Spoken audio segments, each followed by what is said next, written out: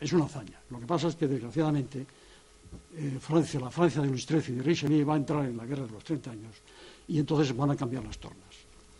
Los suecos van a ser poderosos hasta Carlos XII, que en la batalla de Poltava, en el siglo XVIII, con Pedro el Grande, termina. Bien, no voy a extenderme mucho más para dejar tiempo. Solo quiero decir el papel importantísimo, la responsabilidad que yo creo que tenemos todos de poner nuestro grano de arena para que esos vientos de sombra que han cubierto estos últimos años, estos vientos de gloria, se disipen y sobre todo que nuestros jóvenes pues empiecen a conocer. No se trata de mitificar, no se trata de grandes alaracas ni de decir que eran héroes sobrehumanos, eran personas de carne y hueso, como las que cuenta en el libro, que han hecho, con sus desgracias, con sus derrotas y con sus victorias, han hecho esta gran nación. Y este grano de arena, nosotros podemos poner un granito, él ha puesto mucho más, porque en su obra que él escribe, La pica en Flandes, El camino español, en los tercios de España, en este libro, eso sin conocerlo ya los había leído, porque me interesó mucho el tema, ¿no? Y por lo menos que tengamos el orgullo todos, tanto y dentro de fuera de esta gran nación, tener el orgullo de ser españoles. Pues nada más.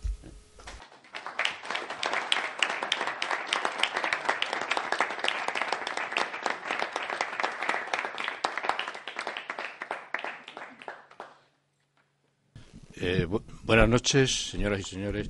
Empezaré, porque creo que es de justicia, dando las gracias, expresando mi agradecimiento primero a las autoridades locales que tenemos aquí presentes por esta asistencia, a todos ustedes que están dedicando su tiempo libre en esta tarde del viernes a escucharnos, y a la librería La Farándula, que nos acoge, que se ha convertido ya en una especie de casi de escuela de historia, porque realmente siempre que vengo aquí, aparte de que veo muchísimo interés por el tema, veo que Augusto efectivamente pues tiene aquí una serie de libros de historia que a mí me dejan a veces un poco envidioso y perplejo y con ganas de leérmelos rápidamente. Pero bueno, y esto, como he dicho antes, quiero dar las gracias a la librería Farándula, al pueblo o a la ciudad de Novelda por esta acogida que hace a todo lo que significa la cultura, y especialmente la cultura militar, la cultura relacionada con Jorge Juan y otras muchas manifestaciones que evidentemente demuestran la hidalguía de esta ciudad. Por otra parte, dar las gracias a mis dos ponentes que tan elogiosamente han hablado del libro y de mí. Y yo, traía aquí unas notas escritas que, como ya están escritas, pues se las voy a leer, porque si no las hubiera improvisado algo, pero ya que tengo esto escrito, pues se lo voy a leer. Espero que no se aburran mucho y que no sean muy largas. Y yo, ante todo, querría decirles que el libro arranca de la convicción de que somos hijos históricos de nuestras guerras y de nuestras batallas, ganadas o perdidas. En definitiva, de nuestras victorias o derrotas a lo largo de la historia. Las grandes batallas lo mismo deciden la supervivencia o el surgimiento de imperios o naciones, como también influyen decisivamente en su desaparición. ¿Qué hubiera pasado, por ejemplo, si en la batalla de las Navas de Tolosa los cristianos hubieran perdido y hubieran ganado los musulmanes, el imperio almohade, que era un imperio además en auge, un imperio que venía desde el norte de África, y había invadido otra vez la península y estaba dispuesto a machacar a la Europa cristiana, a la España cristiana, que en esos momentos pues estaba, como decimos, estaba despegando todavía, pese a que ya llevaba 4 siglos de reconquista. Pero ¿qué hubiera pasado si hubieran ganado los almohades?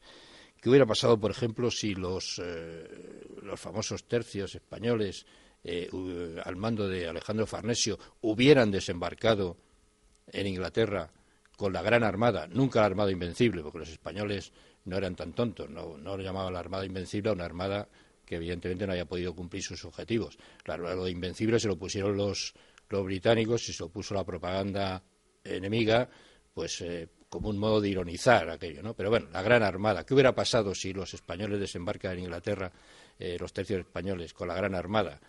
¿Qué hubiera pasado, por ejemplo, si los alemanes hubieran vencido en Verdún durante la Primera Guerra Mundial y hubieran conquistado París? ¿Qué hubiera sido del Mediterráneo? ¿Cuál hubiera sido la suerte del Mediterráneo si los turcos hubieran vencido en Malta o en Lepanto? Bueno, aunque no sabemos exactamente cuál hubiera sido el resultado o las consecuencias de estas acciones bélicas, lo que sí es seguro que de haberse producido otro resultado, el panorama histórico hubiera cambiado y quizás radicalmente, ¿no? En todas estas batallas que hemos citado, por ejemplo, los dados rodaron a favor de una de las partes, pero igual podrían haber rodado o haber favorecido a la otra parte y el saldo histórico sería completamente distinto. Vientos de Gloria, el libro que aquí les presento hoy, no es una mera recopilación o un recordatorio de batallas. Es un libro de divulgación histórica y un recordatorio histórico que tiene como hilo conductor 18 batallas recogidas en sus páginas y que pretende, ante todo, contar lo que fuimos, contar lo que hemos sido. Estas batallas van desde las Navas de Tolosa hasta la batalla de Bailén. Tienen, por supuesto, es una selección de 18 batallas por razones editoriales, digamos, que no obedece, digamos, a ninguna otra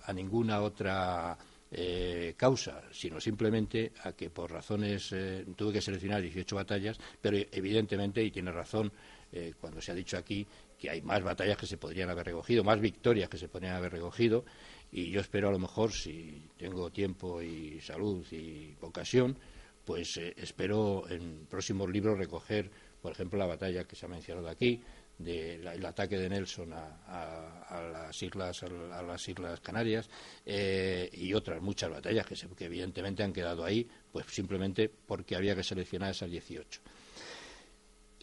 Como digo, el libro se inicia en la batalla de las Navas y termina en la batalla de Bailén. Son dos hechos de armas que cierran dos invasiones, curiosamente, la de los almohades, procedentes del norte de África, y la de los franceses. Prácticamente las dos únicas invasiones que España tuvo en 600 años, desde el siglo XIII al siglo XIX. En ambas batallas he procurado destacar que es el factor de unidad el que marca el significado último del resultado. En el caso de las Navas de Tolosa, la disgregación y los elementos, los egoísmos particularistas de los diferentes reinos cristianos peninsulares van a dar paso a la unidad, por el temor a quedar todos anegados en la marea de la invasión musulmana almohade. En el caso de Bailén, ya saben ustedes que las Navas de Tolosa, pues en los reinos peninsulares, los más importantes, Castilla, Aragón, Navarra, olvidan sus rencillas y lo que hacen es deciden unir fuerzas y unirse para jugarse el destino de esa España cristiana en las inmediaciones o en el paso de Sierra Morena, de las Navas de Tolosa. En el caso de Bailén, la batalla es una prueba palpable, a mi modo de ver, del entusiasmo nacional que provocó en toda España la guerra de resistencia contra la Francia napoleónica invasora. Un entusiasmo, repito, patriótico, innegable y general, por mucho que todavía haya quien pretende adulterar los hechos y negar lo evidente. Perdón, ¿esto funciona el citar? Es que creo que no. Estoy un poco de con eso, pero ¿hay micrófono o hay micrófono? Solo para la televisión. Pero no tenemos micrófono, ¿no? ¿Ustedes me oyen más o menos? ¿Me oyen? Bueno, voy a levantar un poquito la voz, es que pensaba que había micrófono y por eso no. Vale. En el caso de Bailén, como les digo, la batalla de Bailén es una prueba palpable del entusiasmo nacional que provocó en toda España la guerra de resistencia contra la Francia napoleónica invasora. Valga solo un dato. Cuando se inicia la guerra de la independencia, una guerra larga, ruinosa y cruel, que no fue buscada por España y se le impuso a la fuerza, no se olvide, solo en los centros de reclutamiento de Andalucía se presentaron en pocos días 25.000 voluntarios, en su mayor parte de origen campesino, y una tercera parte de ellos, de estos voluntarios, fueron descartados por falta de recursos para armarlos y adiestrarlos. Tanto en una como en otra batalla, la unión fue la principal arma de los vencedores. Siguiendo con las comparaciones, en el caso de las Navas de Tolosa, es cierto que aún no existía la nación española tal y como la entendemos hoy, pero sí existía ya la idea de España como entidad